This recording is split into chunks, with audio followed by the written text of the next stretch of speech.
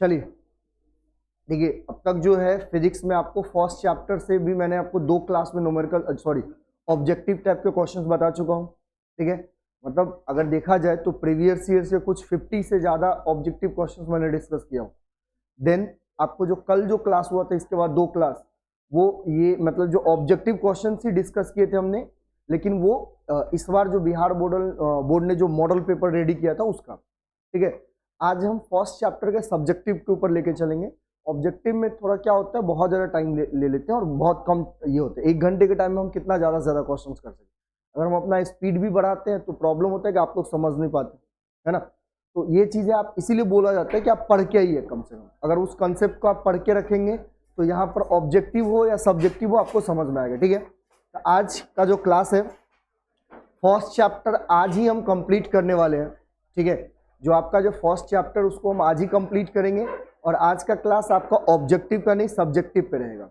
ठीक है, और जो सब्जेक्टिव में जनरली 2 टाइप्स के क्वेश्चंस आते हैं, जो 2 नंबर के क्वेश्चंस होंगे और कुछ लॉन्ग टाइप्स मतलब शॉर्ट टाइप्स क्वेश्चंस होते हैं और कुछ लॉन्ग टाइप्स क्वेश्चंस होते हैं। ठीक है, तो पहले शॉर्ट टाइप्स क्वेश्चंस को हम सॉल्व करेंगे और देन लॉन्ग टाइप क्वेश्चंस को हम सॉल्व करेंगे। ठीक है, ठीक है यहाँ तक। तो पहले एक एक करके 2 नंबर में किस टाइप के क्वेश्चंस आएंगे और कैसे पूछे जाते हैं। और देखो जब मैंने यहाँ पे कल रात में देख रहा था उस टाइप के क्वेश्चंस को, तो इसमें बहुत ज़्यादा कुछ था कि ऑब्जेक्टिव क्वेश्चंस भी मैच कर रहा है। जैसे कि आपका एसआई यूनिट क्या होगा, उसका डायमेंशन फॉर्मूला क्या होगा, या फॉर्मूला के बेसिस पे कैसे हम निकाल सकते हैं, तो आप डायरेक्ट वैसे भी फाइंड आउट कर सकते हैं। ठीक है, चलिए तो आज हम बात करेंगे भैया आपका फिजिक्स के सब्जेक्टिव के ऊपर में। जैसे यहाँ पर वो तो आपको दिया गया था कि कौन कौन से टॉपिक मिलने वाला है। ठीक है, चलिए देखिए ये जो क्वेश्चन है टोटल 9 क्वेश्चन है, जो शॉर्ट टाइप क्वेश्चन है, जो प्रीवियस ईयर्स में पूछा गया। ठीक है, फर्स्ट चैप्टर से अगर हम बात करेंगे तो कुछ इस तरीके से क्वेश्चंस फर्स्ट में जो, अब देखो इसमें बहुत ऐसा नहीं कि सिर्फ 9 ही टाइप के क्वेश्चंस पूछे जाते हैं। ये 9 टाइप के जो 9 क्वेश्चंस जो दिख रहे हैं वो सबसे ज्यादा बार पूछा गया। समझ में क्या बोल रहा हूँ। अब यहाँ पर डेट एक ही बार में लिखा हो कि जो लेटेस्ट में पूछा गया वो डेट है। ठीक है, लेकिन ये जो क्वेश्चन है वो सबसे ज्यादा बार पूछा गया है। आपको ये 9 क्वेश्चन है, ये शॉर्ट टाइप क्वेश्चन जो है वो आपको आज डिस्कस होगा और एक एक करके क्वेश्चन के बारे में बात करेंगे। ठीक है, प्लीज आवाज नहीं करेंगे, आप ध्यान से सुनेंगे हर चीज का। जो भी आपको यहाँ पर बताया जाएगा, अगर मैं कुछ इस पर नोट कर रहा हूँ तो आपको पता है, या तो व्हाट्सएप के चैनल से आपको मिल जाएगा, है ना, या तो शायद इसके लिंक पे भी आपको डिस्क्रिप्शन में, यूट्यूब के डिस्क्रिप्शन में भी लिंक पे भी आपको ये पीडीएफ मिल जाएगा। चलिए ये कुछ लॉन्ग टाइप के क्वेश्चन है, यहाँ पे 2 ही क्वेश्चन दिख रहे हैं, है ना, और ज्यादा क्वेश्चन है जो आपको ये, लेकिन ये दोनों बार बहुत बार पूछा गया जनरली लॉन्ग टाइम के क्वेश्चन जो आपको 5 नंबर में पूछा जाता है। ठीक है, तो आज हम बात करने वाले हैं, सबसे पहला कंडीशन है और मेरा सबसे पहला क्वेश्चन है यहाँ पर भैया, और शॉर्ट टाइप क्वेश्चन में जो है फर्स्ट क्वेश्चन आ गया आपके स्क्रीन पे। देखिए बोर्ड पे क्या है कि डिफाइंड वॉल्यूम डेंसिटी है ना, volume density of charge, right it's SI unit. तो सबसे पहला बात है भैया, अगर मैं डेंसिटी ऑफ चार्ज की बात करूं, ध्यान से समझेंगे, अगर मैं डेंसिटी ऑफ चार्ज की बात करूं, आपको पता है अगर डेंसिटी ऑफ चार्ज की बात करते हैं, अगर ये डेंसिटी ऑफ चार्ज की बात करते हैं तो 3 टाइप्स के चार्ज डेंसिटी होते हैं, है ना। एक लीनियर चार्ज डेंसिटी होता है, सरफेस चार्ज डेंसिटी होता है, और तीसरा जो है वॉल्यूम चार्ज डेंसिटी। तो आपको यहाँ पर यही बोला है कि डिफाइन करना है आपको कि वॉल्यूम चार्ज डेंसिटी क्या होगा और देन उसका एसआई यूनिट क्या हो सकता है, ये आपको नोट डाउन करना है। समझ में आया तक। तो देखिए अगर मैं इसके वॉल्यूम चार्ज डेंसिटी, तो आपको पता है कि अगर भैया वॉल्यूम चार्ज डेंसिटी है तो चार्ज पर यूनिट क्या होता है, वॉल्यूम होता है।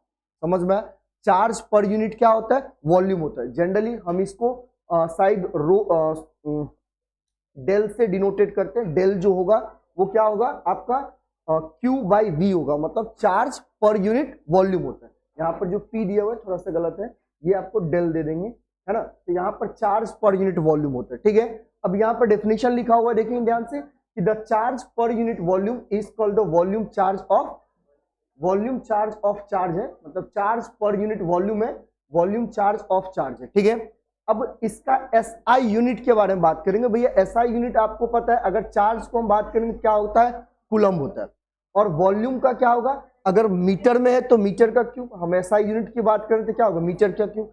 तो अगर मैं वॉल्यूम चार्ज डेंसिटी के एसआई यूनिट के बारे में बात करूं ध्यान से सुनेंगे भैया, अगर मैं यहां पर वॉल्यूम चार्ज डेंसिटी के एसआई यूनिट के बारे में बात करूं तो ओवरऑल क्या हो सकता है, कूलम पर मीटर क्यूब, हाँ या नहीं, बोलिए क्या हो जाएगा, कूलम पर मीटर क्यूब। तो ये आपको सबसे पहला क्वेश्चन 2021 में पूछा गया है ना। तो जनरली वॉल्यूम चार्ज डेंसिटी जो होगा आपका वो चार्ज पर यूनिट वॉल्यूम और जिसका एसआई यूनिट कूलम पर मीटर क्यूब होता है, ठीक है। चलिए अगले क्वेश्चन के ऊपर चलते भैया। हाँ देखो बहुत सिंपल सी है, आपको यहां पर what do you mean by intensity of electric field, है ना, इंटेंसिटी ऑफ इलेक्ट्रिक फील्ड जिसको हम ई से डिनोटेट करते हैं जनरली, और ये क्या होता है, फोर्स अपॉन में क्या होता है, टेस्ट चार्ज, याद आया कुछ, है ना, मतलब ऐसा भी बोल सकते हैं force per unit test charge. जैसे कि अगर सपोज मान लीजिए यहां पर अगर आपके पास कोई निगेटिव चार्ज यहां पे रखा हुआ है और एक पॉजिटिव चार्ज है, और मुझे इस पॉइंट पे electric field intensity find out करना है, इस पॉइंट पे मुझे इलेक्ट्रिक फील्ड क्या करना है, इंटेंसिटी फाइंड आउट करना है। अच्छा अब ध्यान से समझेंगे भैया, पॉजिटिव चार्ज और नेगेटिव चार्ज के बीच में कुछ ना कुछ तो डिस्टेंस होगा, है ना। तो जनरली हम इसका डिस्टेंस सपोज मान लेते हैं, और ये आपका ये सेंटर हो गया, तो यहां से यहां तक का डिस्टेंस ए और ये डिस्टेंस ए। तो अगर इस पॉइंट पे हमें क्या निकालना है, इलेक्ट्रिक फील्ड इंटेंसिटी, तो जनरली आप यहां से यहां तक का डिस्टेंस आर हो जाएगा, है ना। तो आप पॉजिटिव चार्ज के लिए क्या होगा भैया, रिपेल के कंडीशन में होता है पॉजिटिव चार्ज से दूर हो जाएगा डायरेक्शन, और निगेटिव चार्ज की तरफ क्या होता है, अट्रैक्ट होता है। तो अगर मैं इसको मान लेता हूं E1 और इसको मैं मान लेता हूं कितना E2, है ना, तो ये कंडीशन है। अब ध्यान से समझेंगे यहां पर क्या होता है, पॉजिटिव चार्ज वाले कंडीशन में क्या होता है, अगर आप बात करेंगे देखो ध्यान से यहाँ पे कि जो इलेक्ट्रिक फील्ड लाइन है वो आउटवर्ड जाता है, मतलब कहाँ होता है, बाहर की तरफ जाता है, और वही निगेटिव फील्ड चार्ज होगा तो क्या होगा, इनवर्ड आएगा, है ना। तो आपको यहाँ पर डायग्राम में दिख रहा है कि इलेक्ट्रिक फील्ड स्ट्रेंथ की बात करेंगे, तो अगर ये पॉजिटिव चार्ज है तो क्या होगा, जो इलेक्ट्रिक फील्ड लाइन जो होगा क्या होगा, बाहर जाएगा, आउटवर्ड जाएगा, है ना। देन अगर मैं इलेक्ट्रिक निगेटिव चार्ज की बात करूं क्या होता है, इनवर्ड होता है। जब इन दोनों डायग्राम को कंबाइन किया गया तो ध्यान से समझेंगे, ये निगेटिव है और ये पॉजिटिव है। अब क्या हो रहा है कि जो पॉजिटिव से इलेक्ट्रिक फील्ड लाइन है वो कहां पे आ रहा है, निगेटिव के ऊपर। देखिए पॉजिटिव से जो है कहां पे आ रहा है, निगेटिव के ऊपर। तो कुछ इस तरीके से शेप बनता है किसका, तो इलेक्ट्रिक फील्ड लाइन का, है ना। समझ में आया तक, क्लियर है। तो ये है आपका what do you mean by intensity of electric field line. So intensity of electric field line होता है भैया इलेक्ट्रोस्टैटिक फोर्स जो होगा वो पर यूनिट किसका, तो यूनिट पॉजिटिव चार्ज के लिए, और जनरली यूनिट पॉजिटिव चार्ज को ही आप टेस्ट चार्ज भी बोल सकते हैं, है ना। तो अगर मैं यहां पर बात करूं, ध्यान से समझेंगे कि मैंने आपको यहां पर बताया हूं कि इलेक्ट्रिक फील्ड इंटेंसिटी जो होता है इलेक्ट्रोस्टैटिक फोर्स, अगर वेक्टर फॉर्म में लिखेंगे तो एफ होगा, तो फोर्स पर यूनिट क्या होगा, चार्ज, पॉजिटिव चार्ज। समझ में यहाँ तक। अच्छा अगर इसमें जैसे एसआई यूनिट के बारे में नहीं दिया, लेकिन फिर भी मैंने आपको बताया था, ऑब्जेक्टिव टाइप के क्वेश्चंस में भी दिया हुआ था कि अगर इलेक्ट्रिक फील्ड इंटेंसिटी है तो उसका एसआई यूनिट क्या होगा, ठीक है। आप अगर ऐसा कुछ पूछा है, नहीं भी आपको बोला गया कि एसआई यूनिट लिखने के लिए, तो आप एक लाइन में लिख सकते हैं। देखिए फोर्स का एसआई यूनिट क्या होता है, न्यूटन, और चार्ज है तो क्या होगा, कूलम, सिंपल सी बात है। तो अगर मैं इसका एसआई यूनिट की बात करूं तो एसआई यूनिट ऑफ क्या भैया, तो इलेक्ट्रिक फील्ड इंटेंसिटी क्या हो जाएगा, न्यूटन पर कूलम हो जाएगा। क्लियर है, क्लियर है यहां तक, समझ में आया यहां तक। चलिए अगले क्वेश्चन के ऊपर चलते हैं। चलिए what is the principle of conservation of charge. ऐसा principle of conservation of charge का मतलब क्या होता है, देखो ध्यान से सुन लो। जितना अमाउंट में आपका पॉजिटिव चार्ज होगा, है ना, और माइनस होगा same amount of negative charges, simple सी बात है। कंजर्वेशन मतलब क्या होता है कि जो नेगेटिव चार्जेस और जो पॉजिटिव चार्ज है ओवरऑल क्या होगा, जीरो होगा। मतलब कंडीशन है कि अगर जितने भी अमाउंट में आपका पॉजिटिव चार्ज है वो माइनस करेंगे, अगर नंबर अगर बात करेंगे अमाउंट ऑफ नेगेटिव चार्ज के लिए, तो वो क्या होगा, जीरो के बराबर। इसका मतलब क्या हो रहा है कि नेगेटिव चार्ज और पॉजिटिव चार्ज का जो कंडीशन हो क्या है, कंजर्व है ना। कंडीशन लिखा हुआ है कि total electric charge in an isolated system, ठीक है। अगर कोई एक आइसोलेटेड सिस्टम है, नेवर चार्ज, है ना, in the other words total charge of isolated system is always conserve. मतलब सिंपल सी बात है, हम ऐसा भी बोल सकते हैं कि टोटल अमाउंट ऑफ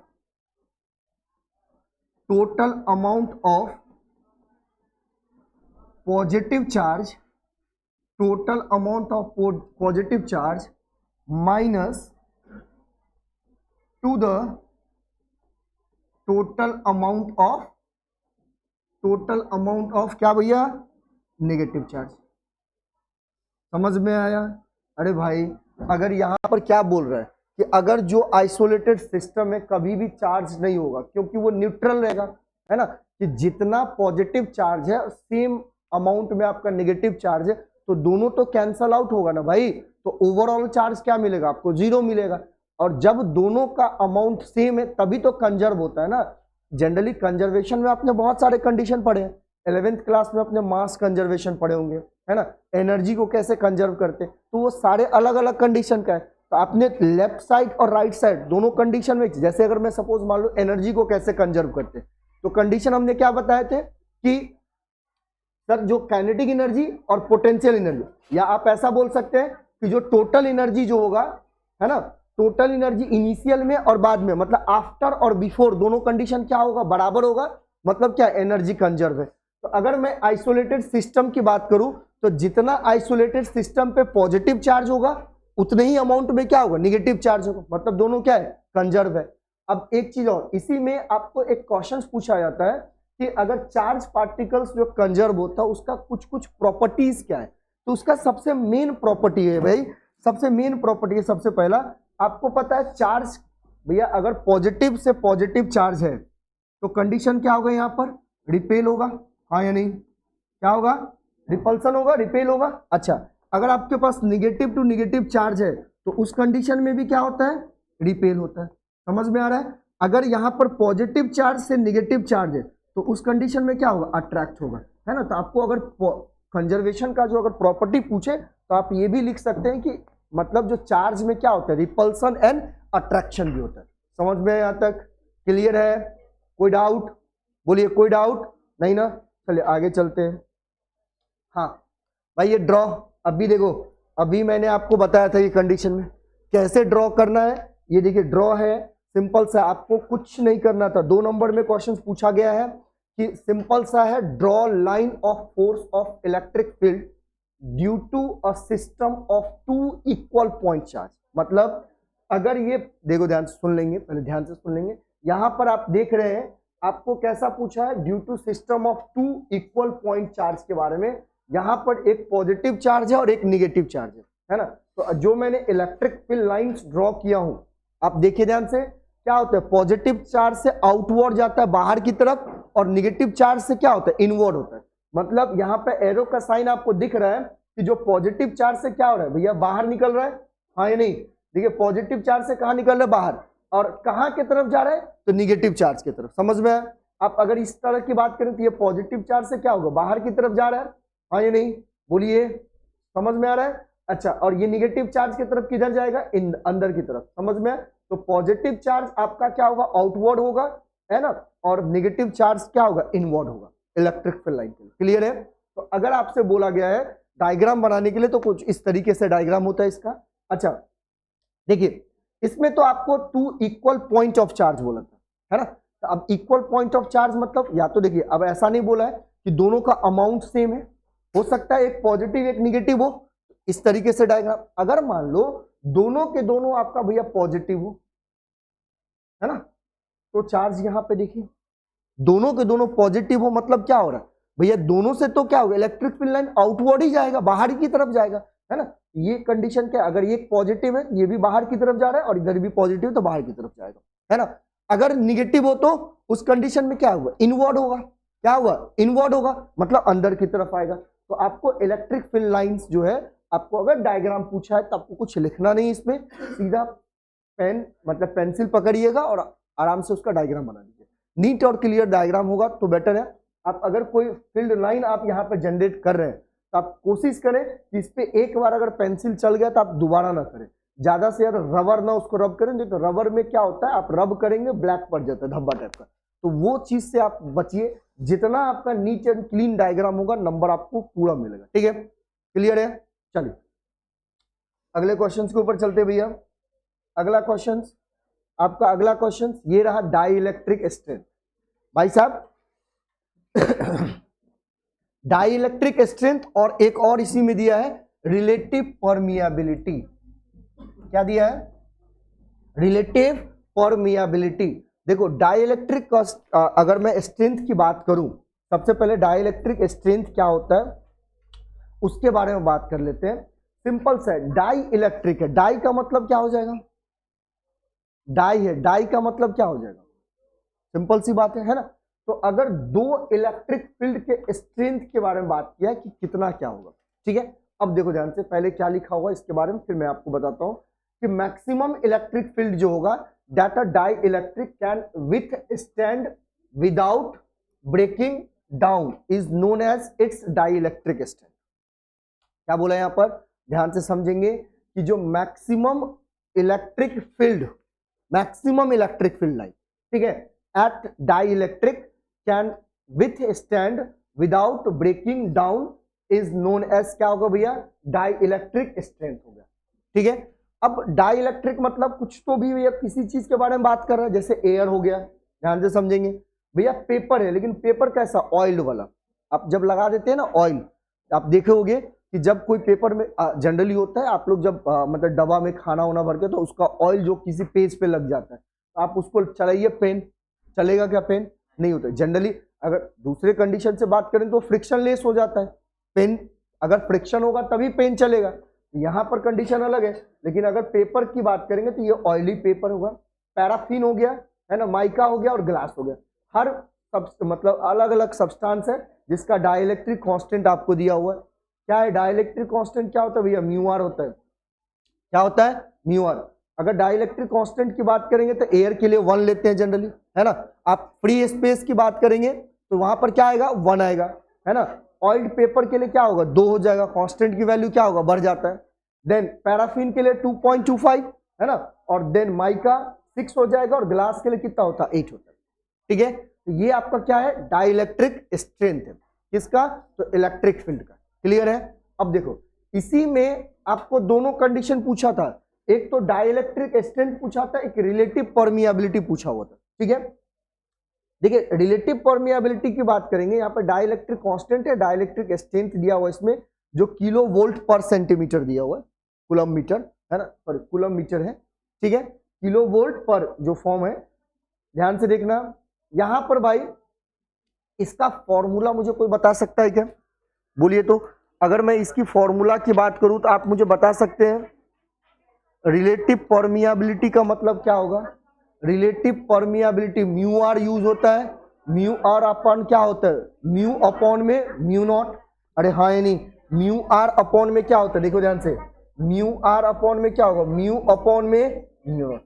अरे हाँ या नहीं? ठीक है। अब ध्यान से समझेंगे, ध्यान से समझेंगे भैया, ये भी तो रिलेटिव है। अरे हाँ ये नहीं, लेकिन कैसा? एब्सोल्यूट। किसका? लेकिन अगर देखो ये तो आपका रिलेटिव परमियाबिलिटी है, अगर मैं इसकी बात करूं, इसको, ये भी एब्सोल्यूट है और ये भी एब्सोल्यूट रिलेटिव है। किसके लिए? अरे किसके लिए? तो भैया वैक्यूम के लिए। किसके लिए? वैक्यूम के लिए। और म्यू नॉट की बात करेंगे तो वो क्या होगा? किसी मीडियम का होगा। किसका होगा? मीडियम का होगा। तो जो रिलेटिव परमियाबिलिटी होता है वो रेशियो होता है म्यू अपॉन में म्यू नॉट का। क्लियर है? जो रिलेटिव परमियाबिलिटी है वो भैया रेशियो होता है किसका? तो म्यू अपॉन में म्यू नॉट का। एक और इसी से एक क्वेश्चन जनरेट होता है, ध्यान से समझेंगे, इसी से एक क्वेश्चन जनरेट हो। इसका मतलब मैं बोल सकता हूं कि ई जो होगा वो रिलेटिव परमियाबिलिटी इनटू में एब्सोल्यूट परमियाबिलिटी ऑफ मीडियम। हाँ ये नहीं? तो आपको ऑब्जेक्टिव क्वेश्चंस के टाइप में ये भी क्वेश्चंस मैंने बताया था कि इसका एसआई यूनिट क्या है, या आपसे पूछ सकता है कि इसका डायमेंशन फॉर्मूला क्या है। ध्यान से सुनेंगे, आपको इसका एसआई यूनिट पूछ सकता है या इसका डायमेंशन फॉर्मूला पूछ सकता है, जो मैंने आपसे ऑब्जेक्टिव क्वेश्चंस में डिस्कस किया, है ना।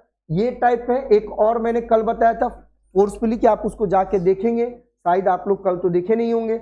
जैसे कल जो मतलब रूट अंडर में क्या था? म्यू नॉट अपॉन में एप्सिलॉन नॉट, है ना। तो इस तरीके से भी क्वेश्चन जितने भी है ये कांस्टेंट वाले कंडीशन, आप प्लीज उसको जाके घर पे बैठ के आराम से देखेंगे, ये सबसे क्वेश्चंस बहुत आता है, ठीक है। चलिए अब देखते हैं क्या लिखा हो भैया। देखो रिलेटिव परमिएबिलिटी और dielectric constant of the medium होता है, सिंपल सी बात है, is equal to the ratio of the force between 2 point charge in vacuum and in that the medium. यही है ना, मैंने क्या बोला, ये वैक्यूम है और ये क्या है, मीडियम है। समझ में आया?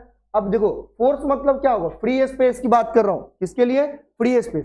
अगर फ्री स्पेस की बात करो इसका मतलब एयर होगा, अरे हाँ या नहीं, तो इस कांस्टेंट की वैल्यू कितना होगा एयर में, 1 के बराबर, इन मीडियम, ठीक है। अच्छा एक चीज बताए ना, एक चीज और सिंपल सा, कि अगर आपको रिलेटिव परमिएबिलिटी का एसआई यूनिट कोई बोले निकालने के लिए तो क्या होता है, ध्यान से समझेंगे भाई साहब। अगर मैं रिलेटिव परमिएबिलिटी की एसआई यूनिट की बात करूं, सुन लो, ये क्या होता है, रेशियो किसका होता है, देखो ध्यान से भाई साहब, एब्सोल्यूट परमिएबिलिटी है ऑफ वैक्यूम और एब्सोल्यूट परमिएबिलिटी ऑफ किसमें, मीडियम में।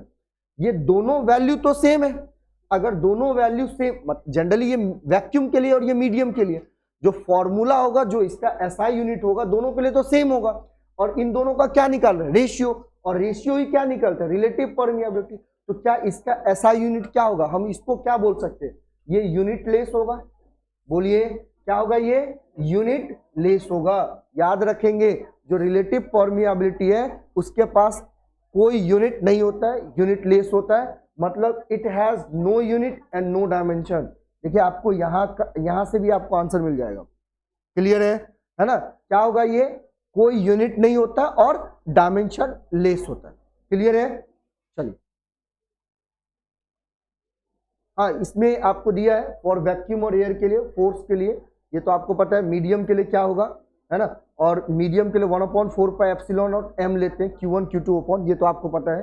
जैसे E और EM और E0 अपॉन R, ये जो है आपका absolute permeability for any medium, ठीक है, और देन E0 है परमिएबिलिटी ऑफ फ्री स्पेस, ठीक है, और ER relative permeability of that medium. ये कंडीशन तो ऑलरेडी हम डिस्कस किए हैं। चलिए हाँ, ध्यान से देखेंगे, ध्यान से समझेंगे भाई साहब। डाइपोल मोमेंट के बारे में पूछा है, define electric dipole moment and right it's SI unit, ठीक है। डिफाइन क्या है, electric dipole moment and right it's SI unit, समझेंगे, समझेंगे ध्यान से।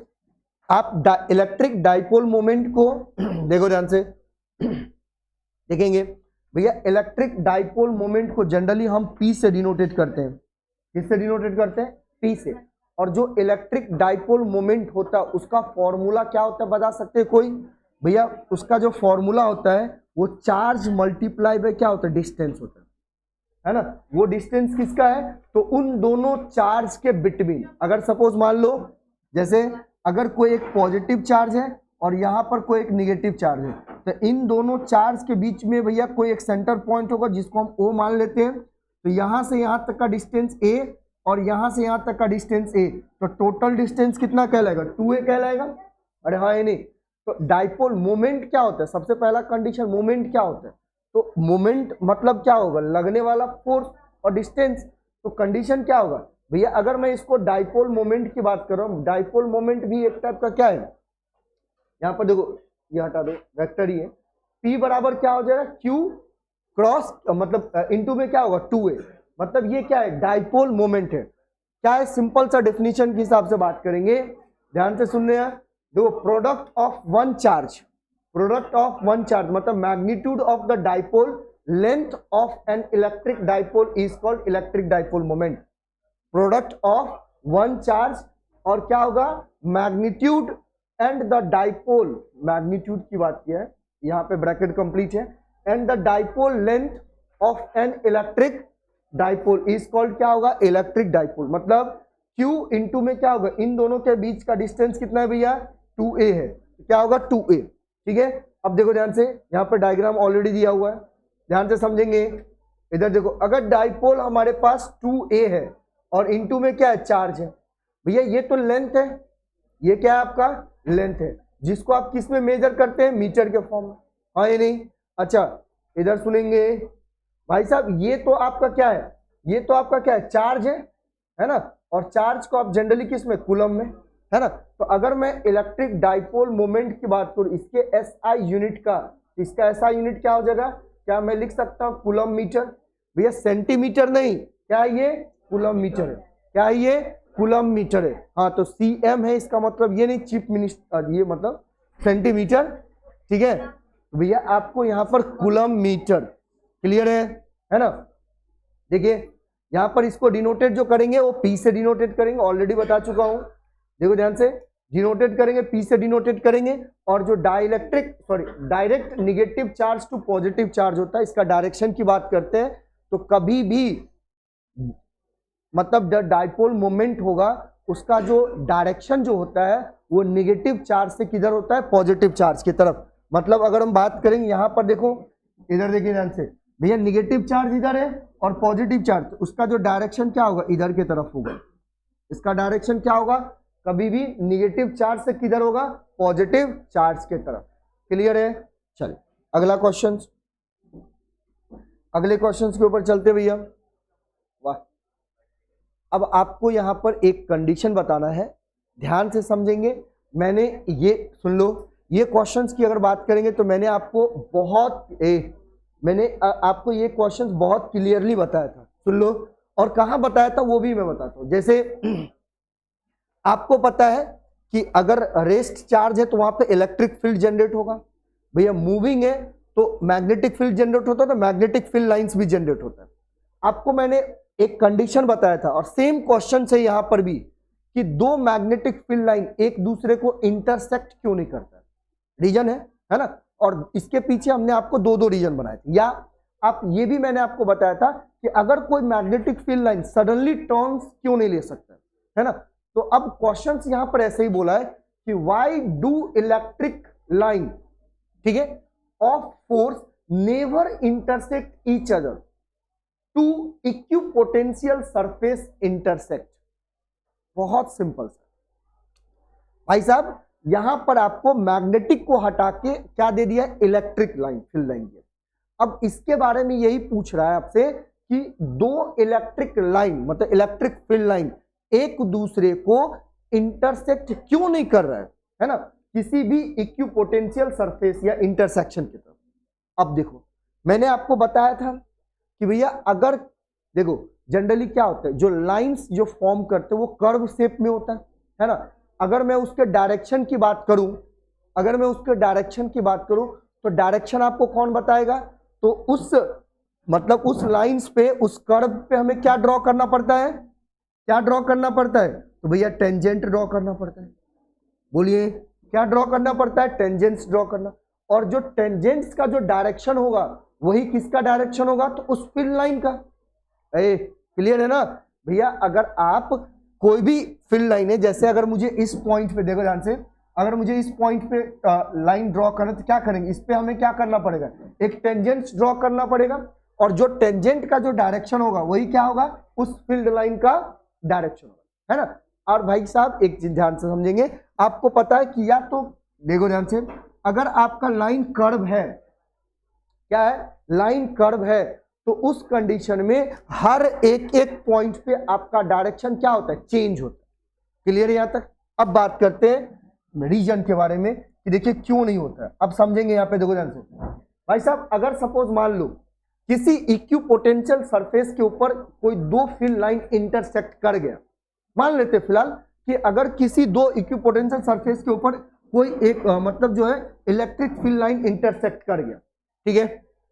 अब देखो ध्यान से, यहां तक क्लियर है भाई। मान लेते हैं कि अभी आपका दो फील्ड लाइन इंटरसेक्ट कर गया, ठीक है। अब मुझे बताना कि अगर मैं इस पॉइंट पे, देखो ध्यान से, अगर मैं इस पॉइंट पे, देखो ये तो पॉइंट इंटरसेक्ट पॉइंट मतलब इन दोनों के लिए तो सेम पॉइंट हो जाएगा, है ना। दो फील्ड लाइन अगर किसी एक पॉइंट पे इंटरसेक्ट कर रही है, इसका मतलब उन दोनों लाइन के लिए वो पॉइंट क्या होगा, एक होगा, कॉमन होगा।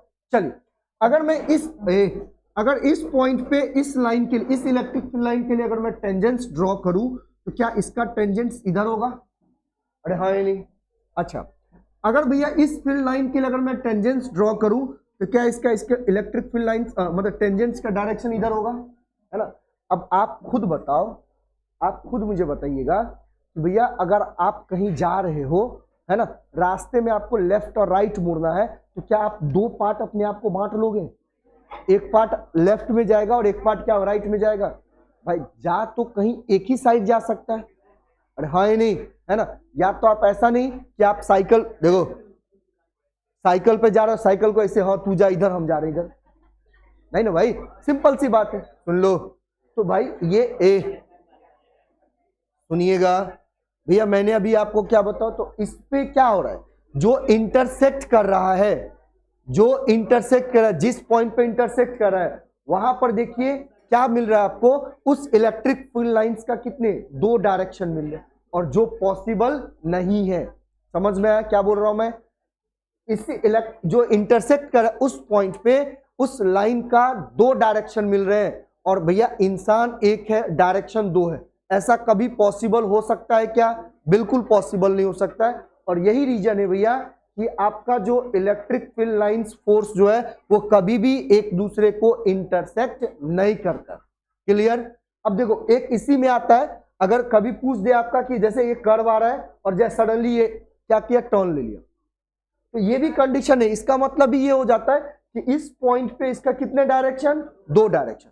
सडनली टर्न लेना मतलब भी वहां पर कितने डायरेक्शन, 2 डायरेक्शन। तो उस चीज को आप थोड़ा सा समझेंगे, है ना। तो एक ही पॉइंट पे भैया उस इलेक्ट्रिक फील्ड लाइंस का कोई एक ही डायरेक्शन हो सकता है, 2 डायरेक्शन नहीं हो सकता है। इसीलिए 2 इलेक्ट्रिक फील्ड लाइन कभी भी एक दूसरे को इंटरसेक्ट नहीं करेगा। क्लियर? चलिए अब देखते हैं क्या बोल रहा है, ध्यान से समझना क्या बोल रहा है ये। अब ये बोल रहा है कि 2 electric field line force never intersect each other because direction of electric field is tangentially every point, 2 tangents never draw at the one point. Clear है? वही चीज बोला है ना।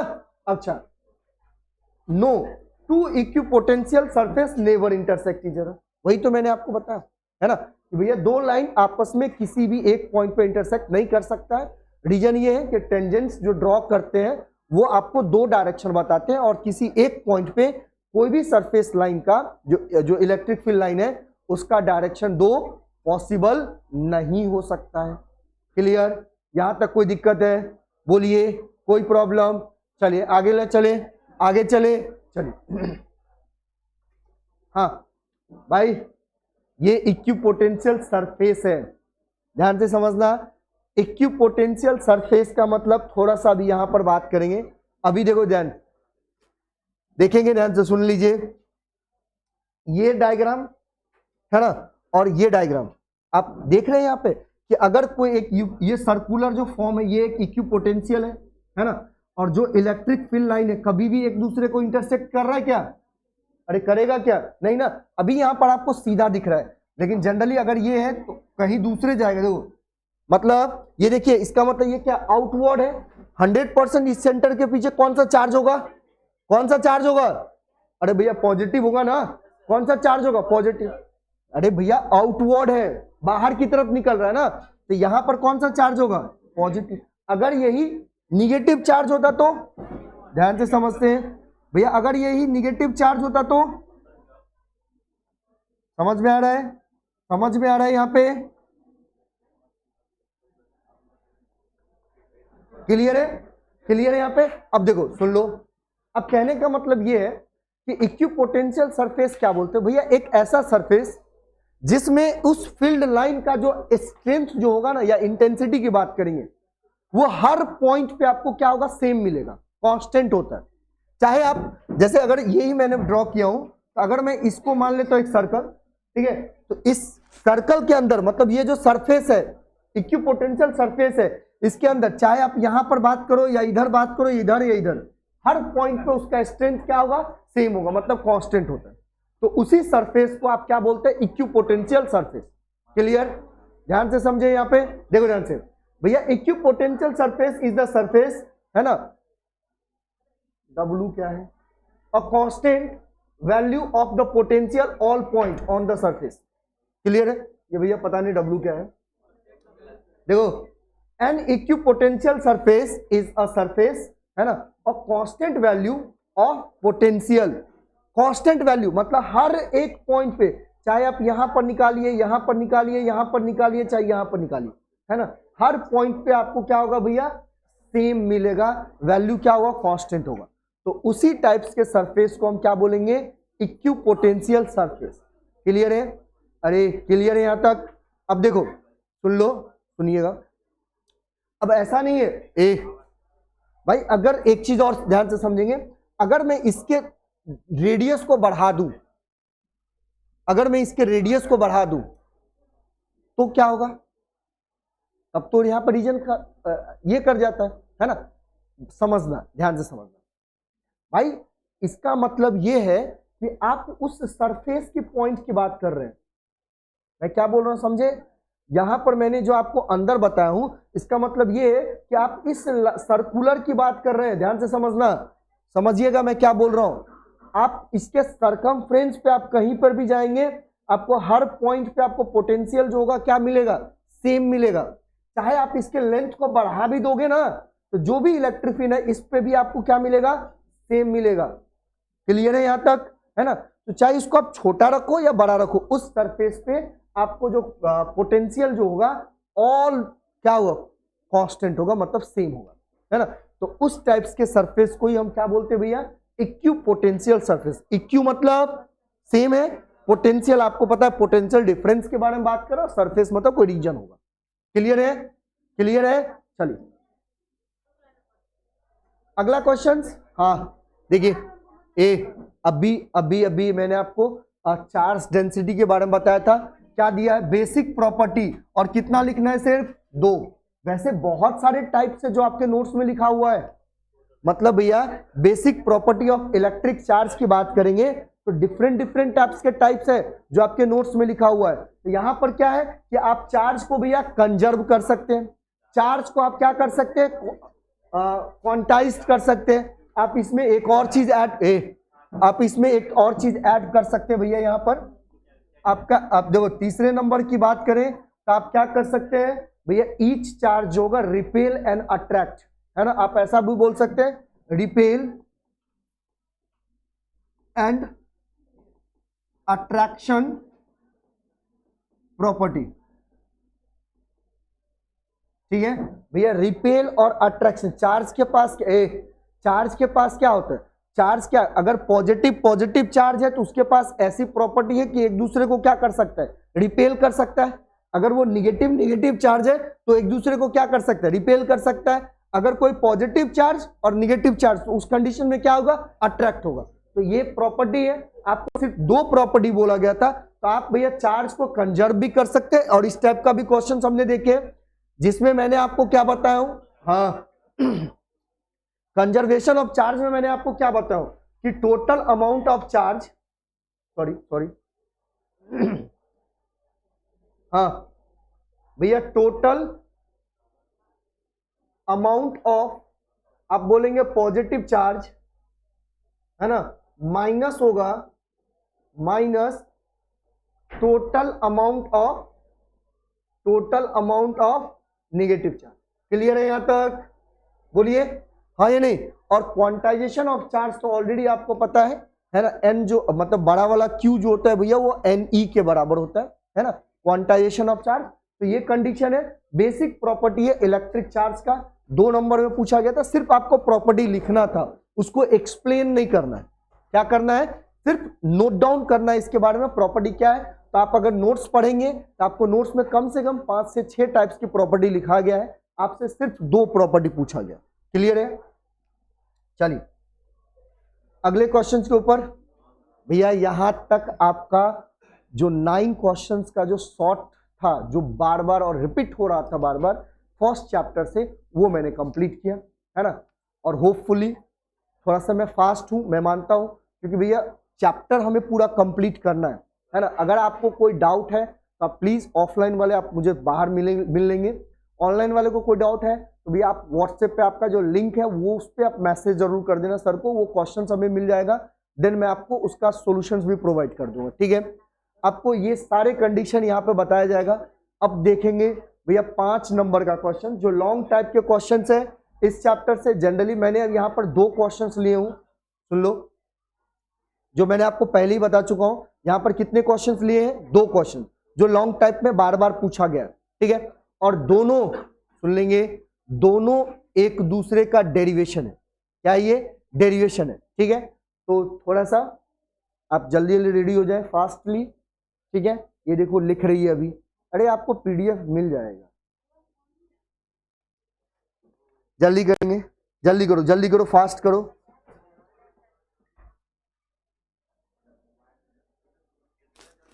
जल्दी करेंगे। लॉन्ग टाइप का क्वेश्चंस आ गया भैया सामने, अब शॉर्ट टाइप्स का आंसर कंप्लीट हुआ है, अब फास्ट करेंगे।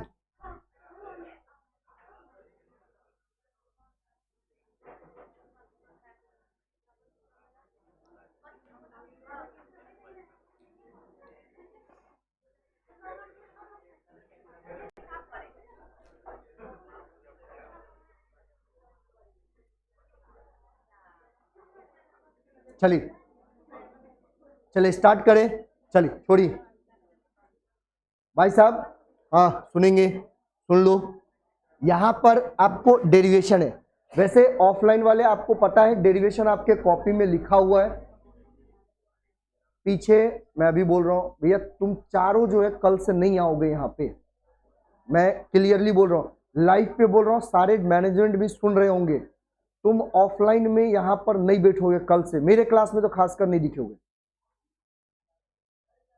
तुम्हें दूसरे केमिस्ट्री में बैठना है, बैठिए, यहां पर बैठने के लिए बोल रहा हूं, इसका मतलब तुम लोग आवाज करोगे। देखो इधर ध्यान से भैया, यहां पर आपको डेरिवेशन है, देखो डेरिवेशन के लिए थोड़ा सा मुझे बड़ा स्पेस चाहिए, कोशिश करते हैं इसमें हो जाए तो बेटर, नहीं तो हम दूसरा बोर्ड यूज कर सकते हैं, दूसरा ये स्लाइड यूज करेंगे। ध्यान से समझेंगे आपको यहां पर क्या बोला गया है उस चीज के बारे में, और ये डेरिवेशन आपके कॉपी में लिखा हुआ है। भाई साहब आप नोट्स देख लेंगे प्लीज, मैं यहां पर आपको शॉर्ट्स के फॉर्म में बताऊंगा, है ना, पूरे शॉर्ट्स में जनरली आपको ये नहीं कि लेट ये वो नहीं लिखवाऊंगा, डायरेक्ट में डायग्राम उसको समझना है और किस तरीके से डिराइव करेंगे उसको समझना है, ठीक है, ओके। चलिए, तो सबसे पहला बोल रहा है कि इलेक्ट्रिक फील्ड इंटेंसिटी क्या होता है।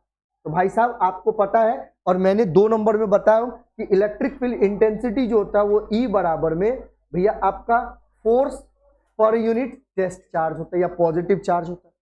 क्लियर यहां तक? तो ये आपका डेफिनेशन है, जिसका SI यूनिट के बारे में बात करेंगे तो भैया SI यूनिट न्यूटन पर क्या होगा, कूलम होगा। क्लियर है यहां तक?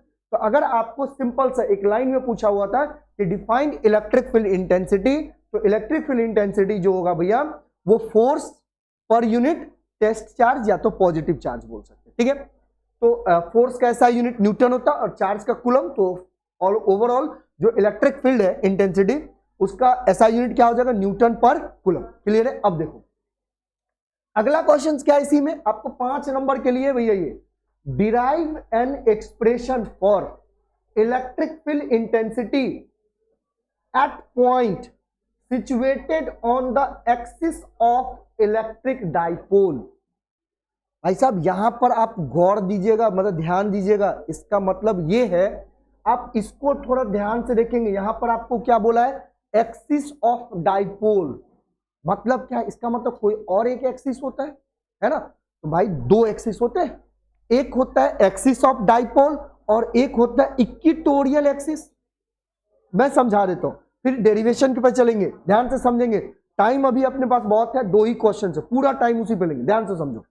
भाई साहब अगर मैं यहां पर बात करूं, ध्यान से समझेंगे, अगर मान लो ये आपका कोई निगेटिव, सॉरी, अगर ये कोई आपका निगेटिव चार्ज है, ध्यान से समझना, अगर कोई ये आपका निगेटिव चार्ज है, ठीक है, और ये कहीं आपका कोई पॉजिटिव चार्ज है, ध्यान से समझेंगे, समझो पहले, ध्यान से समझो, ये निगेटिव चार्ज और पॉजिटिव, तो भैया इन दोनों के बीच सुन लो, इन दोनों के बीच डिस्टेंस की बात कर लेते हैं, तो ये कोई 0 हो जाएगा, यहां से यहां तक A और यहां से यहां तक A, है ना। अब देखो भाई साहब ये जो है, ये जो एक्सिस है इसको हम बोलते हैं axis of dipole, axis of किसका भैया, इलेक्ट्रिक डाइपोल।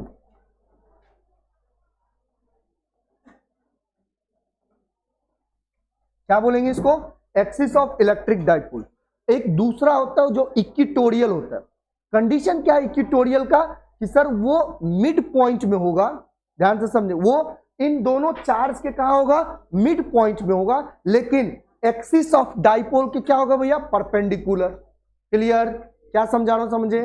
तो आपको यहां पर क्या बोला है दूसरा, अगर मैं इसके मिड पॉइंट पे ले रहा हूं, लेकिन इलेक्ट्रिक, सॉरी मिड पॉइंट मान लो, मान लीजिए मिड पॉइंट, और इलेक्ट्रिक डाइपोल के क्या होगा, परपेंडिकुलर होगा, है ना, मतलब इस एक्सिस के क्या होगा, परपेंडिकुलर। तो ये जो एक्सिस होगा भैया, जिसको हम इक्वेटोरियल एक्सिस बोलते हैं, इक्वेटोरियल एक्सिस बोलते हैं, है ना। अब देखो ध्यान से सुन लेना, अब आपको यहां पर क्या बोला, derive an electric field intensity आपको फाइंड आउट करना है, जो आपके कॉपी में भैया एक्सिस ऑफ इलेक्ट्रिक डाइपोल के थ्रू पूछा गया यहां पे, है ना। लेकिन मैंने आपको इसमें भी बता चुका हूं, जो आज अभी बात करेंगे, और इक्वेटोरियल एक्सिस पे क्या होता है वो भी हमने बात कर चुके हैं, क्लियर। तो देखिए दोनों में से हो सकता है कोई भी पूछ दे, जैसे ये क्वेश्चंस 2015 में पूछा गया था अभी रिसेंटली, तो ये क्या है, एक्सिस ऑफ कहां पर पूछा गया था, इलेक्ट्रिक डाइपोल पे, क्लियर है यहां तक। अब बात करते हैं कि डेरिवेशन क्या होगा सर, चले स्टार्ट करें। चले भैया यहां से हम एक नया पेज लेंगे, अब ध्यान से समझेंगे। नया पेज लेने का रीजन है भैया, आपको यहां पर पूरा डेरिवेशन समझाया जाएगा, अब क्लियरली है, समझ जाएंगे। पहले डायग्राम समझ लेते हैं, देखो ध्यान से फिर से समझते हैं। देखिए प्लीज ध्यान दीजिएगा, इधर बहुत आसान है, डायग्राम आप समझ लीजिए और कैलकुलेशन कुछ समझ लीजिए, जो मैथमेटिक्स का कैलकुलेशन है, देन आपके लिए बहुत आसान हो जाएगा, ठीक है, क्लियर है। चलो, तो सबसे पहला कंडीशन भैया, आपको यहां पर एक निगेटिव चार्ज और कोई एक पॉजिटिव चार्ज रहेगा, ठीक है। इन दोनों के बीच कोई एक लाइन ड्रॉ कर दो, ये सेंटर पॉइंट है जो O है। अब पॉजिटिव मतलब Q, निगेटिव चार्ज से यहां तक का डिस्टेंस A, और ये भी डिस्टेंस कितना A, ठीक है। अब मान लो कि आप कुछ यहां से इस डिस्टेंस से भैया, इससे R डिस्टेंस पे आप क्या कर रहे हो, electric field intensity find out कर रहे हो, है ना। जो आपका जो पोल है, डाइपोल मोमेंट जहां पे आप निकाल रहे हैं, उससे R डिस्टेंस पे आप क्या फाइंड आउट करेंगे, electric field intensity find out करना है, क्लियर यहां तक। अब देखो मुझे इस पॉइंट पर फाइंड आउट करना है, लेकिन इस सेंटर से बात करेंगे तो कितना डिस्टेंस पे है, R डिस्टेंस पे। अब देखो यहां पर ध्यान से समझेंगे भाई साहब, देखो ये पॉजिटिव चार्ज है ना, पॉजिटिव चार्ज की वजह से इस पॉइंट पे इंटेंसिटी की बात करें तो क्या करेगा, रिपेल करेगा, मतलब बाहर जाएगा ना, आउटवर्ड जाता है। अरे भैया इलेक्ट्रिक फील्ड इंटेंसिटी क्या होता है, पॉजिटिव चार्ज की वजह से क्या होगा, बाहर जाता है, आउटवर्ड आता है, और निगेटिव चार्ज की वजह से क्या होता है, इनवर्ड आता है, मतलब निगेटिव चार्ज की तरफ आता है, ठीक है। तो अगर मैं इस पॉइंट पे निकालूं, देखिए ये पॉजिटिव चार्ज के लिए मैं इलेक्ट्रिक फील्ड इंटेंसिटी को E1 ले लेता हूं, क्लियर है, क्या ले लेता हूं, E1। अच्छा, इस निगेटिव चार्ज के लिए मैं, ये क्या होगा भैया, अंदर की तरफ जाएगा, किधर, आपको निगेटिव चार्ज की तरफ, ये क्या हो जाएगा, E2 ले लेता हूं, क्लियर यहां तक, बोलिए। मतलब दोनों कंडीशन भैया, पॉजिटिव चार्ज के लिए जो होगा आउटसाइड बाहर, ठीक है, और निगेटिव चार्ज के लिए क्या होगा, इनवर्ड, ठीक है, डायरेक्शन समझ में आ गया।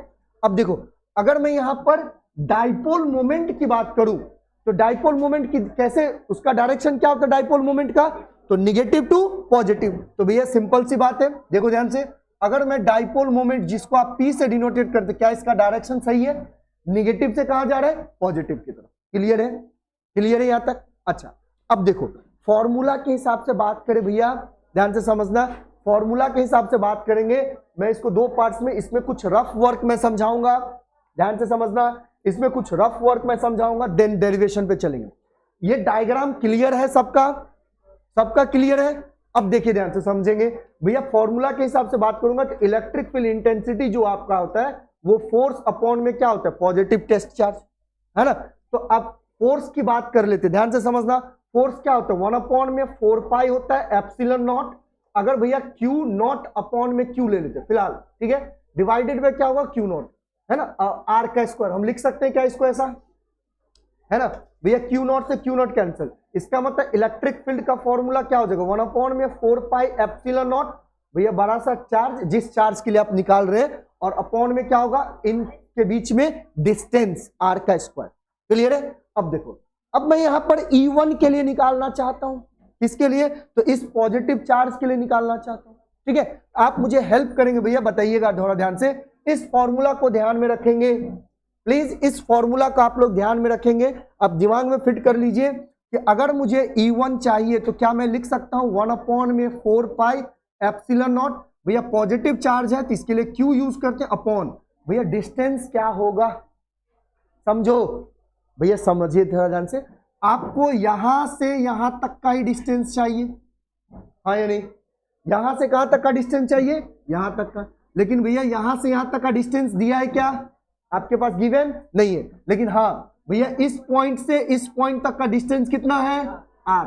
तो भैया इसमें से r में से अगर मैं यहां से यहां तक का डिस्टेंस को हटा दूं तो r माइनस a डिस्टेंस हो जाएगा यहां से यहां तक का।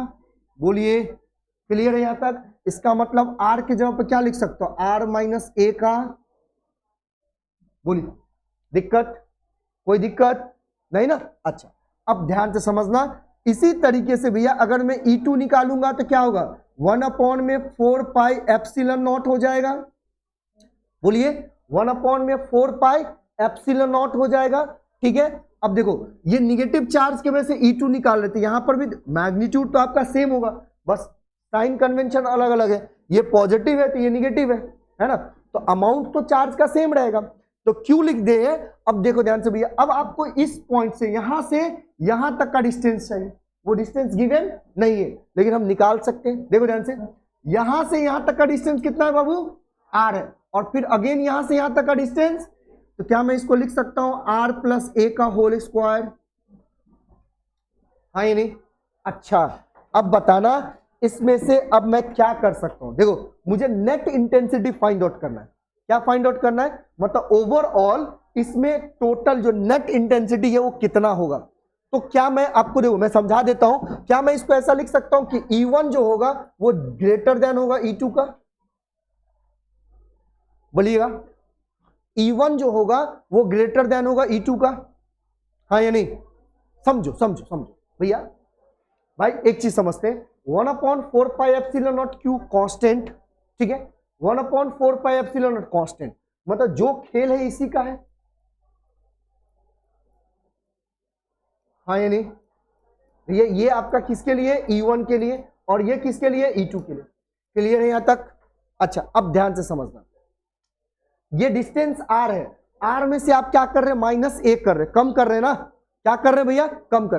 फिलहाल मैं आपको एक एग्जांपल के थ्रू समझा देता हूं। मान लो आप r की वैल्यू 10 और a की वैल्यू 5, कोई दिक्कत नहीं ना? तो भैया अगर मैं r 10 में से 5 करूंगा तो 1/25 हो जाएगा। क्लियर? अच्छा भैया यहां पर 1/, में क्या होगा, 10 5 15, और 15 का स्क्वायर कितना होगा, 100 200। अच्छा जब मैं इसको अगर मैं डिवाइड करूं तो आप बताओ ये ज्यादा होगा कि ये ज्यादा होगा, ये ज्यादा होगा, है ना? तो भैया E1 क्या होगा, ज्यादा होगा E2 से। समझे या नहीं समझे? भैया नहीं समझते फिर बोलो, फिर समझाते, अपना लैंग्वेज भोजपुरी नहीं रे भैया। यार तुम लोग, हमको आज गर्मी लग रहा है अभी, पता नहीं। ध्यान से समझेंगे, ध्यान से समझेंगे प्लीज, ध्यान से समझेंगे। टाइम जो है रुक नहीं रहा है भैया, टाइम नहीं रुक रहा है, इसमें लेट हो जाता है। एक और क्वेश्चन बचा हुआ, इसको कंप्लीट करते हैं, ध्यान से समझेंगे। सुन लो, सुनिएगा इधर भैया, हाँ समझो इधर, मजाक बीच बीच में चलता है तो इसका मतलब नहीं कि ओवरफ्लो हो जाओ। देखिए भैया E1 क्या होगा, E2 से ज्यादा, ठीक है। इसका मतलब अगर मैं E नेट फाइंड आउट करूं तो अब बराबर में क्या लिख सकते हैं, E1 माइनस में E2। हाँ या नहीं भैया? अगर नेट मुझे फाइंड आउट करना है कि इसके ऊपर, इस पॉइंट के ऊपर टोटल इलेक्ट्रिक फील्ड इंटेंसिटी कितना है ओवरऑल, तो क्या लिख सकते हैं, E1 माइनस में E2। क्लियर? अच्छा इसका मतलब बताना भैया, देखो ध्यान से, 1/4 पाई एप्सिलॉन नॉट, है ना, Q अपॉन में कितना है ये, r माइनस a का होल स्क्वायर, और -1/4 पाई एप्सिलॉन नॉट क्या होगा, Q अपॉन में क्या होगा, r प्लस a का। क्लियर है? क्लियर है यहां तक? कॉमन देखिए कौन कौन सा है, आप कॉमन पे ध्यान दीजिए, ध्यान से देखो भैया, Q/4 पाई एप्सिलॉन नॉट क्या कॉमन मिल जाएगा दोनों में? अच्छा ध्यान से समझना, यहां पर क्या होगा, 1/, में r माइनस a का, और यहां पर -1/, में r प्लस a का। क्लियर है? अब देखो ध्यान से सुन लेना भैया, इसको तो आप सॉल्व करना है, हमें सॉल्व तो और आसान हो जाएगा हमारे लिए, है ना? खासकर देखिए ध्यान से भैया, मैथ्स है तो और मजा आता है हमें। देखिए इधर, तो इलेक्ट्रिक फील्ड इंटेंसिटी E बराबर, ध्यान से समझेंगे, Q/4 pi epsilon not a। भैया बायो वाले आपको कैलकुलेशन से दिक्कत होगा, प्लीज ध्यान से समझो। अगर मैं भैया अगर मैं इन दोनों का एलसीएम ले लूं तो क्या एलसीएम हमें r माइनस a का होल स्क्वायर, और इंटू में r प्लस ए का होल स्क्वायर, हाँ या नहीं? अच्छा देखो ध्यान से, r माइनस ए और r माइनस ए का होल स्क्वायर कैंसल हो गया, तो यहां पर क्या मिलेगा, r प्लस ए का होल स्क्वायर माइनस में r माइनस ए का होल, पक्का? अच्छा अब देखो ध्यान से, q divided by 4 pi epsilon not, समझो ए, समझिए, अपॉन में, देख तो भैया क्या मैं इसको ऐसा लिख सकता हूं, ये दोनों को लिख सकता हूं r का स्क्वायर माइनस में a का स्क्वायर, क्लियर है? अच्छा यहां पर a प्लस बी का होल स्क्वायर क्या होगा, तो r का स्क्वायर प्लस में a का स्क्वायर प्लस में क्या होगा 2ar, क्लियर है यहां तक? अच्छा अब देखो यहां पर माइनस है, इसको r माइनस a का स्क्वायर हम ब्रैकेट में लिख लेते थोड़ा सा, ठीक है? तो ये r का स्क्वायर प्लस में a का स्क्वायर और माइनस में कितना होगा, ठीक है? अब देखो ध्यान से समझो, समझिएगा ए, समझिएगा भैया, q कहा,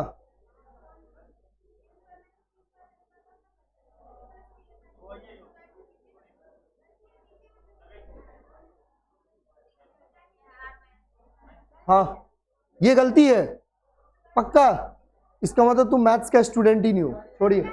4 पाई, अभी एक मिनट मुझे इसको सॉल्व करने दीजिए, मैं आपको सही बताता हूं। अरे रुको तो, भागे थोड़ी जा रहे हम, यहीं पे है। चलिए ए, इसको कंप्लीट करो फिर बताते हैं। देखिए इधर r का स्क्वायर प्लस a का स्क्वायर प्लस में क्या होगा 2ar, समझो, माइनस कितना होगा भैया r स्क्वायर माइनस में a का स्क्वायर प्लस में, और डिवाइडेड बाय r का स्क्वायर माइनस में a का स्क्वायर हो जाएगा। देख भाई कैसे होल स्क्वायर, भाई कैसे होल स्क्वायर, देखिए, अरे कैंसल होगा ये दोनों, अरे हो या नहीं? अब देखो ध्यान से सुन लो, 4 पाई एप्सिलॉन नॉट, हाँ देखिए आपको E बराबर क्या मिल रहा है, ध्यान से सुनेंगे। अरे आवाज इतना होगा तो फिर कैसे होगा, E बराबर क्या मिल रहा है 2ar और 2ar कितना हो जाएगा 4ar, डिवाइडेड में क्या होगा r का स्क्वायर माइनस में a का स्क्वायर। ध्यान से समझो, मैं समझा देता हूं, जिसको गलत लग रहा है ना भैया, नहीं है गलत, आप ध्यान से समझिए तो, पहले समझने की कोशिश नहीं कर रहे हैं। देखो इधर, देखिए इधर भैया, अगर मैं इस q को अंदर डाल दूं, समझो, अगर इस q को अंदर डालता हूं, अब ध्यान से समझना मैं क्या कर रहा हूं भाई, 1 में 4 पाई एप्सिलॉन नॉट है, इसको आप रहने दीजिए। अब देखो क्या मैं 4 को ऐसा लिख सकता हूं, देखिए तो 4 को ऐसा लिख सकता हूं 2 इंटू में q इंटू में 2a, और इंटू में क्या हो जाएगा r, और डिवाइडेड में क्या होगा यहाँ पे r का स्क्वायर माइनस में a का, अच्छा ये स्क्वायर होगा, ये स्क्वायर होगा, अच्छा हम बोले ये, अच्छा ये स्क्वायर, हाँ ये स्क्वायर होगा, सॉरी सॉरी सॉरी मेरा गलती है।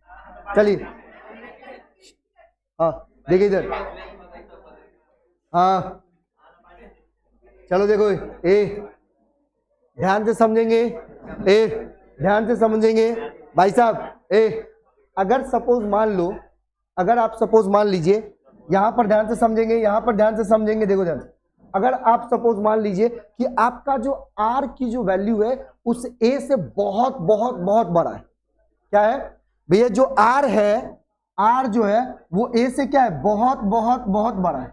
इसका मतलब r के सामने में a को अगर हम नेग्लेक्ट कर दे तो चलेगा, है ना? इसका मतलब r को अगर मैं नेग्लेक्ट कर दूं तो देखो ध्यान से समझ जाना भैया, मैं यहाँ पे दूसरा पेन यूज कर लेता हूं, ध्यान से समझ देंगे तो E बराबर क्या हो जाएगा, ध्यान से समझना, अभी यहाँ पर क्लियर हो जाएगा, अभी यहाँ पर आपको क्लियर हो जाएगा। देखो यहाँ पर तो 1 में 4 पाई एप्सिलॉन नॉट है, अरे हाँ ये नहीं, 1 क्या है 4 पाई एप्सिलॉन नॉट, अच्छा इनटू ये क्या हो गया 2 हो गया, ये पता नहीं कैसे किया हूं, देखो इधर 4 था, 4 को क्या किया 2 इंटू 2 और ब्रैकेट में q इंटू 2 है। आपको पता है इसको हम क्या लिख सकते हैं, क्या लिख सकते हैं, P लिख सकते हैं, डाइपोल मोमेंट, क्योंकि डाइपोल मोमेंट ही क्या होता है, चार्ज इंटू में क्या होता है लेंथ, और लेंथ के साथ 2a का, और इंटू में क्या होगा भैया r। अच्छा देखो ध्यान से, अगर r हमारा बहुत बहुत ज्यादा होगा a के कंपैरिजन में, तो a को हम नेग्लेक्ट कर सकते हैं, अप्रोक्सीमेट हम 0 मान लेंगे, है ना? तो क्या होगा r के पावर में 4 हो जाएगा, अरे हाँ नहीं, तो ये r से कट जाएगा क्यूब में, तो भैया आपका जो फाइनल रिजल्टेंट आता है इलेक्ट्रिक फील्ड इंटेंसिटी का, ध्यान से समझना, इलेक्ट्रिक फील्ड इंटेंसिटी का क्या आएगा 1/4πε0, है ना, क्या होगा P अपॉन में R के पावर Q, और वो भी कैसा भैया 2P अपॉन में R के पावर Q। यही आपका आंसर है जिसको आपको प्रूफ करना। जल्दी देखेंगे, जल्दी करिए।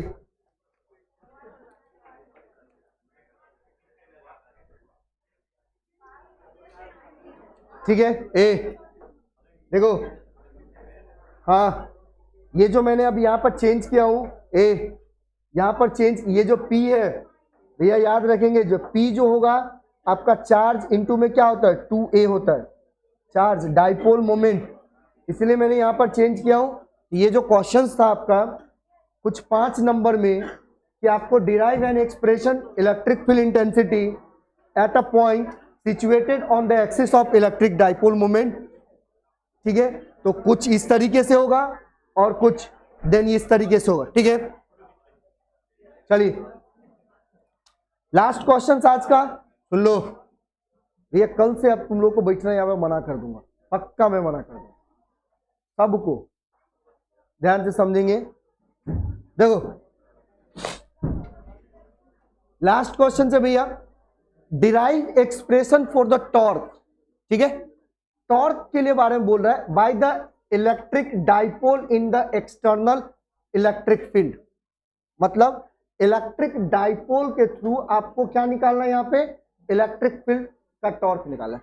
इससे पहले टॉर्क निकालने से पहले हम 2 मिनट आपका लेना चाहेंगे, थोड़ा इस पे समझेंगे ध्यान से। भाई साहब अगर मान लो कोई एक लीवर है, मैं 11th क्लास की बात कर रहा हूं, जहां पर आपने रोटेशनल मोशन पढ़े होंगे, और वहां पर एक टाइप है जिसका नाम है कपल।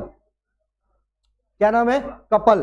कपल का मतलब क्या होता है भैया, अगर मान लीजिए कोई एक सेंटर है भैया, है ना, आपने क्या कर रहे हैं भैया, दोनों एंड पे एक फोर्स आपने इधर से लगा दिए और दूसरा फोर्स आप इधर से लगा रहे हैं, ठीक है, और इन दोनों फोर्स का जो मैग्नीट्यूड है सेम है, तो ये क्या काम करेगा, उसको भैया रोटेट कर देगा। हाँ ये नहीं, सिंपल सी बात है, अगर दोनों एंड पे आप सेम अमाउंट का फोर्स अप्लाई कर रहे हैं और दोनों फोर्स का डायरेक्शन क्या अपोजिट है, तो क्या करेगा, उसको रोटेट कर दे, कपल कर दे, कपल होगा। तो जो रोटेट होता है उसी को हम क्या बोलते हैं, टॉर्क बोलते हैं। जनरली आपने टॉर्क को टाउ से डिनोटेट करते हैं, और टाउ का फॉर्मूला होता है भैया फोर्स इनटू में क्या होगा, तो परपेंडिकुलर डिस्टेंस। कौन सा distance? Perpendicular distance, perpendicular distance, समझेंगे कौन सा डिस्टेंस भैया, परपेंडिकुलर। कौन सा परपेंडिकुलर डिस्टेंस? तो फोर्स और एक्सिस ऑफ रोटेशन के बीच का जो डिस्टेंस होगा परपेंडिकुलर, उसकी बात कर रहे हैं, समझ में आया। अब परपेंडिकुलर बहुत सारा होगा, इसका मतलब कोई भी मत उठा लीजिएगा, आपको रोटेशन जिस एक्सिस पे वो रोटेट करेगा और जो फोर्स लग रहा है उस दोनों के बीच का जो परपेंडिकुलर डिस्टेंस होगा उस डिस्टेंस की बात कर रहे हैं। क्लियर यहां तक? आपको बस ये है। अब देखो ध्यान से समझते हैं, अब आपको यहां पर समझना है कि भैया ये क्या है, समझो भाई, समझिएगा। मैं यहाँ पे आपको थोड़ा सा अलग अलग पेन लेके यूज करूंगा तो आपको समझ में आएगा। हाँ भाई, यहाँ पर आपको पहले बोल दिया कि एक एक्सटर्नल इलेक्ट्रिक फील्ड है, तो मैं मान लेता हूं कुछ हमारे पास यूनिफॉर्म इलेक्ट्रिक फील्ड है। क्या है? यूनिफॉर्म इलेक्ट्रिक फील्ड है। देखिए ध्यान से,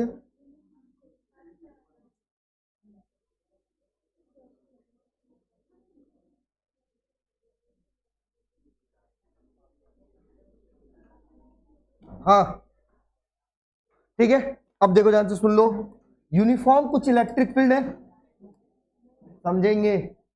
हाँ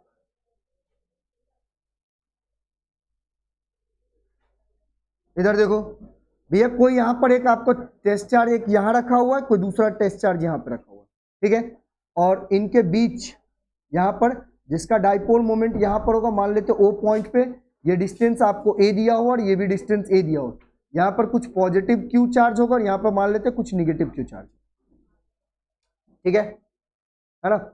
अब देखो ये कहां पर रखा हुआ है, कहां पर? कुछ एक्सटर्नल इलेक्ट्रिक फील्ड के अंदर। तो आपको पता है जब भी कोई चार्ज एक्सटर्नल इलेक्ट्रिक फील्ड के अंदर में रहेगा तो उसके ऊपर क्या लगेगा भैया, तो फोर्स लगेगा। कितना फोर्स लगेगा, ध्यान से समझेंगे, कितना फोर्स लगेगा। तो देखिए इलेक्ट्रिक फील्ड इंटेंसिटी जो होता है वो फोर्स अपॉन में क्या होता है, चार्ज होता है, हाँ या नहीं। तो अगर मैं फोर्स की बात करूं तो फोर्स कितना लगेगा, इलेक्ट्रिक फील्ड इंटेंसिटी इंटू में क्यू लगेगा, हाँ या नहीं। फोर्स कितना लगेगा, तो जो इंटेंसिटी है इलेक्ट्रिक फील्ड का और इंटू में वो चार्ज पार्टिकल, ठीक है। अब ध्यान से समझेंगे तो भैया अब देखो डायरेक्शन बहुत ज्यादा इंपॉर्टेंट रोल अदा करता है। अगर पॉजिटिव चार्ज है तो जिस डायरेक्शन में आपका इलेक्ट्रिक फील्ड है फोर्स क्या होगा, उसी डायरेक्शन में आएगा। अगर निगेटिव चार्ज है तो जिस डायरेक्शन में आपका इलेक्ट्रिक फील्ड है उसके अपोजिट डायरेक्शन में वर्क करेगा, ठीक है। अब ध्यान से समझना भैया, अगर ये पॉजिटिव है तो फोर्स ये होगा और जिसका मैग्नीट्यूड क्या होगा, कुछ E इंटू में Q होगा, ठीक है। और निगेटिव चार्ज की वजह से क्या होगा, इधर फोर्स आपको लगेगा और इसका भी मैग्नीट्यूड आपका Q इंटू में क्या होगा, E होगा, ठीक है। अब ध्यान से समझना भैया, अगर मैं यहां पर डाइपोल मोमेंट की डायरेक्शन की बात करूं तो आप ध्यान से देखेंगे डाइपोल मोमेंट निगेटिव से पॉजिटिव की तरफ जाता है। कैसे जाता है, निगेटिव से पॉजिटिव की तरफ। तो मतलब डाइपोल मोमेंट जो P होगा इसका डायरेक्शन कुछ इधर होगा, हाँ या नहीं। अब देखो भैया, अगर दोनों चार्ज के ऊपर सेम अमाउंट का फोर्स लग रहा है, दोनों चार्ज के ऊपर क्या लग रहा है, सेम अमाउंट का फोर्स लग रहा है यहां पे, और देखिए दोनों चार्ज के ऊपर सेम अमाउंट का फोर्स लग रहा है लेकिन दोनों का डायरेक्शन क्या है, अपोजिट है। तो क्या करेगा, कपल पैदा करेगा यहाँ पे भैया, कपल होगा ना, और कपल के वजह से क्या करेगा, वो रोटेट हो जाएगा, है ना। मतलब यहां पर जो जैसे रोटेशन होगा तो हमें क्या मिलेगा, टॉर्क मिलेगा। क्या मिलेगा हमें, टॉर्क। तो इस टॉर्क के बारे में ही यहां पर आपको फाइंड आउट करना है। क्लियर है यहां तक। अब देखो एक चीज और, अच्छा भैया ये तो दोनों फोर्स है, इसका मैग्नीट्यूड क्या है, सेम है, मतलब इसके ऊपर लगने वाला नेट फोर्स क्या 0 के बराबर होगा, बोलिए। क्या इसके ऊपर इस यूनिफॉर्म इलेक्ट्रिक फील्ड के अंदर लगने वाला जो नेट फोर्स होगा क्या होगा, 0 होगा। भैया देखो ना, फोर्स का मैग्नीट्यूड सेम है, दोनों का डायरेक्शन क्या है, अपोजिट है। तो जब मैग्नीट्यूड सेम है, अपोजिट और निगेटिव तो आता है ना भाई, तो उन दोनों को अगर मैं ऐड करूं तो किसके बराबर, 0 के बराबर। तो इसके ऊपर लगने वाला नेट फोर्स क्या होगा, 0 होगा। ये क्लियर है, ठीक है। अच्छा अब ध्यान से समझेंगे, हमें आप क्या निकालना है, यहां पर टॉर्क निकालना है। देखो ध्यान से, टॉर्क जो होगा, टॉर्क क्या होता है, तो फोर्स, कितना फोर्स आप लगा रहे हैं, ठीक है, और इनटू में क्या होगा, तो परपेंडिकुलर डिस्टेंस,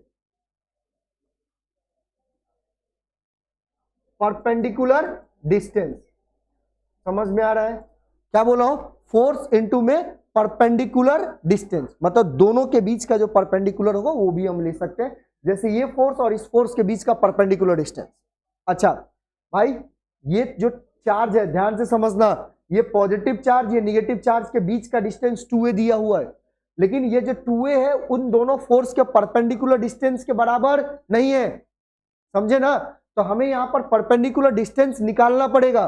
क्या करना पड़ेगा, निकालना पड़ेगा। तो देखिए मैं निकालता हूं परपेंडिकुलर डिस्टेंस, कैसे निकालते हैं, देखो हम क्या करेंगे, यहां से इस पॉइंट से भैया एक लाइन ड्रॉ कर देते हैं, ठीक है, और जब आप इसको मिलाइएगा, पीछे कीजिएगा, क्या ये जो डिस्टेंस होगा, ये वाला, ये जो ब्लू कलर से लिख रहा हूं, क्या यही आपका परपेंडिकुलर डिस्टेंस होगा, है ये नहीं। अब देखो ध्यान से समझ लो ना, समझ लेना एक चीज और भैया, एक चीज और प्लीज समझेंगे यहां पे, एक चीज और लास्ट पॉइंट भाई, ये जो डाइपोल जो रखा गया है, जो डाइपोल मोमेंट का जो डायरेक्शन है वो इलेक्ट्रिक फील्ड के साथ कुछ एंगल पे है, इंक्लाइंड है। कितना एंगल होगा, तो मान लेते हैं कि ये जो एंगल है यहां पर कितना है, थीटा बना रहा है। क्या हो गया, अच्छा ये उठा दिया, क्या हो गया, ये कितना एंगल बना रहा है, थीटा एंगल। अगर भैया ये थीटा है तो इसका मतलब ये भी थीटा होगा, हाँ या नहीं, क्योंकि इलेक्ट्रिक फील्ड लाइन क्या है, पैरेलल है, समझ में आया ना, इलेक्ट्रिक फील्ड लाइन क्या पैरेलल। अब देखो ध्यान से, सपोज भाई साहब यहां पर सुनेंगे, भाई मैंने यहां पर आपको ऐसा बना दिया हूं, ये ऐसा है और ये ऐसा है, ये एंगल थीटा है, ये क्या है, परपेंडिकुलर है, ठीक है। आपको इसका डिस्टेंस पता है, ये डिस्टेंस 2a है ना, हमें इसका डिस्टेंस चाहिए, तो क्या मैं इसमें ट्रिग्नोमेट्रिक फॉर्मूला के हिसाब से क्या यूज कर सकता हूं, साइन थीटा क्या होगा, परपेंडिकुलर अपॉन में हाइपोटेनियस, क्लियर है। तो क्या इस परपेंडिकुलर का डिस्टेंस क्या होगा, P बराबर में 2a साइन थीटा लिख सकते हैं, है ना। इसका मतलब इसका डिस्टेंस कितना हो जाएगा भैया, 2a साइन थीटा। तो परपेंडिकुलर डिस्टेंस कितना है, 2a sin थीटा, है ना। तो टॉर्क जो होगा फोर्स इंटू में परपेंडिकुलर डिस्टेंस। भैया टॉर्क फोर्स देखिए F है और इंटू में परपेंडिकुलर डिस्टेंस कितना भैया, तो 2a sin थीटा, कितना है sin थीटा, समझ जाना। आ गया आपका टॉर्क। भैया फोर्स का मैग्नीट्यूड कितना है, E इंटू में Q है। फोर्स का मैग्नीट्यूड कितना है, E इंटू में Q है। मतलब टाउ बराबर फोर्स के जगह पे E इंटू में Q multiply by 2a sin theta. क्या मैं लिख सकता हूं, बोलिए हाँ ही नहीं। अच्छा अगर टाउ को मैं ऐसा लिखूं, भैया देखो 2a इंटू में Q E sin थीटा लिख सकता हूं। अच्छा आपको पता है 2a इंटू में Q क्या होता है, क्या होता है भैया, तो डाइपोल मोमेंट है। क्या है ये, इलेक्ट्रिक डाइपोल मोमेंट है। क्या मैं इसको ऐसा लिख सकता हूं, टाउ बराबर में P E sin थीटा, हाँ ये नहीं। अब देखो ये क्या आ गया भैया, टॉर्क आ गया। टॉर्क क्या होगा, तो इलेक्ट्रिक डाइपोल मोमेंट इनटू में आपका क्या है, इंटेंसिटी किसका, तो इलेक्ट्रिक फील्ड का, और इसके साथ इनके बीच में मतलब डाइपोल मोमेंट और जो इलेक्ट्रिक फील्ड इंटेंसिटी है उसके बीच में बनने वाला क्या है, एंगल जो थीटा है ना, उसका साइन थीटा। अच्छा अब समझे, अब समझेंगे, ध्यान से सुन लो। अगर मैं इसको वेक्टर के फॉर्म में लिखूं, ध्यान से समझना, अगर मैं इसको वेक्टर के फॉर्म में लिखता हूं तो देखिए ध्यान से समझेंगे भैया। अगर मैं इसको वेक्टर के फॉर्म में लिखता हूं तो आप पहले समझेंगे भाई। अगर आपके पास दो वेक्टर है, ध्यान से समझना, मान लो वेक्टर ए है और वेक्टर बी का आप क्रॉस करते हैं तो क्या निकलता है, वेक्टर ए का मैग्नीट्यूड, वेक्टर बी का मैग्नीट्यूड और इन दोनों के बीच लगने वाला साइन थीटा। हाँ ये नहीं भैया, टॉर्क भी एक वेक्टर क्वांटिटी है ना, डाइपोल मोमेंट भी आपका एक वेक्टर क्वांटिटी है। अरे हाँ वेक्टर नहीं है, हाँ इंटेंसिटी ये भी आपका क्या एक वेक्टर है ना। इसका मतलब अगर मैं इस टॉर्क को वेक्टर के फॉर्म में लिखूं तो क्या हो जाएगा, टाउ बराबर देखो क्या है भैया, साइन थीटा है। तो साइन थीटा किसके लिए, क्रॉस प्रोडक्ट के लिए, किसके लिए, क्रॉस। तो क्या मैं टाउ को लिख सकता हूं P vector cross E vector, हाँ या नहीं, बोलिए। तो ये आपका क्या हो जाएगा भैया, टॉर्क। और इसका एक्सप्रेशन है derive expression for the torque expressed by the electric dipole in the external electric field. ठीक है भैया, यहां तक आपका होता है चैप्टर कंप्लीट। ध्यान से सुनेंगे बस 2 मिनट भाई। फर्स्ट एक्सरसाइज का मैंने पूरा का पूरा ऑब्जेक्टिव क्वेश्चंस बता चुका हूं, ठीक है। देन मैंने आपको सब्जेक्टिव क्वेश्चंस लिया हो। अब नेक्स्ट जो कल से जो स्टार्ट होगा आपका चैप्टर नंबर 2 होगा, और कल से हम पहले सब्जेक्टिव ले लेंगे, देन इसके बाद ऑब्जेक्टिव लेंगे। अब जैसे ही सब्जेक्टिव कंप्लीट होता है तो ऑब्जेक्टिव और ज्यादा फास्ट हो जाएगा, फिर वहां पे मुझे उतना ज्यादा मेहनत नहीं करना पड़ेगा, क्योंकि सब्जेक्टिव में ऑलरेडी हम समझे रहेंगे, तो हम फिर देन उसको हम डायरेक्ट हम लेके चलेंगे, ठीक है। तो कल जो आपका होगा चैप्टर नंबर 2, ठीक है, फिजिक्स का, और ये फर्स्ट चैप्टर का जो इंपॉर्टेंट क्वेश्चन था उसको हमने आज डिस्कस किए, ठीक है। चलिए बाय।